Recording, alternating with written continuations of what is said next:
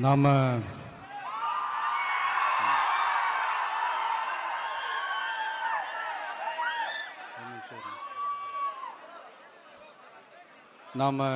அரசியலுக்கு வந்ததிலிருந்தே நம்மளை பற்றி நிறையா சில வதந்திகள் எல்லாமே சொல்லிக்கிட்டு இருக்காங்க இல்லையா?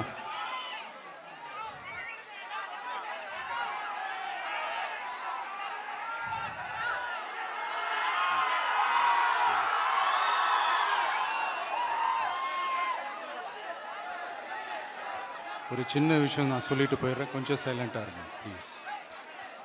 நாம் அரசியலுக்கு வந்ததிலிருந்தே நம்மளை பற்றி நிறையா சில வதந்திகள், அந்த டீம் இந்த டீம் அப்படிலாம் சொல்லிக்கிட்டு இருக்காங்க இல்லையா?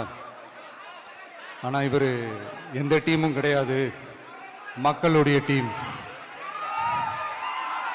பீப்புள்ஸ் டீம் அப்படின்னு எல்லாருக்கும் தெரிஞ்சதுக்கப்புறம் வேற என்ன அவதூறு பரப்பலாம் இவர் மேலே அப்படின்ட்டு ட்ரை பண்ணி எல்லாமே அவங்களுக்கு ஒர்க் அவுட் ஆகலை.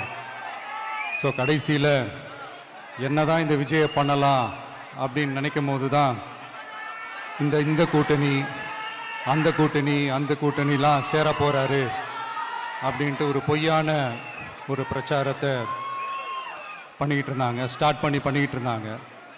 இந்த நியூஸ் எல்லாம் கேட்டு நீங்கள் கொஞ்சம் கன்ஃபியூஸ் ஆகிருப்பீங்க. அதனால் இங்கே மறுபடியும் ஓப்பனாக தெளிவாக ஒரு விஷயத்தை நான் சொல்கிறேன்.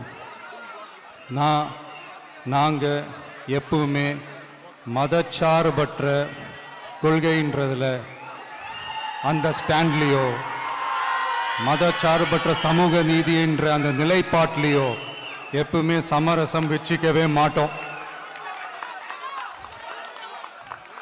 நம்மளுடைய தலைமையில தான் ஆட்சி அப்படின்றதுல எப்பவுமே உறுதியாக இருக்கிறோம். நம்மளுடைய முதல் மாநாட்டில் கூட நான் சொன்ன மாதிரி அரசியலில் யாருக்காகவும் எதுக்காகவும் எந்த விதமான ஒரு சமரசமும் நாம் வச்சுக்க போகிறதே இல்லை, அந்த பேச்சுவார்த்தையே கிடையாது. சரிங்களா? அதனால் யார் என்ன அவதூறு பரப்புனாலும் தயவு செஞ்சு அதை நம்பாதீங்க. எல்லாம் வல்ல இறைவனின் அருளால் நாம நினைச்ச டார்கெட்டை நம்மளால நிச்சயமா அடைய முடியும். இன்னைக்கு என்னுடைய இஸ்லாமிய சகோதர சகோதரிகளுக்கு என்னுடைய ரமலான் நல்வாழ்த்துக்கள். கான்ஃபிடென்ட்டா இருங்க, நல்லதே நடக்கும், வெற்றி நிச்சயம்.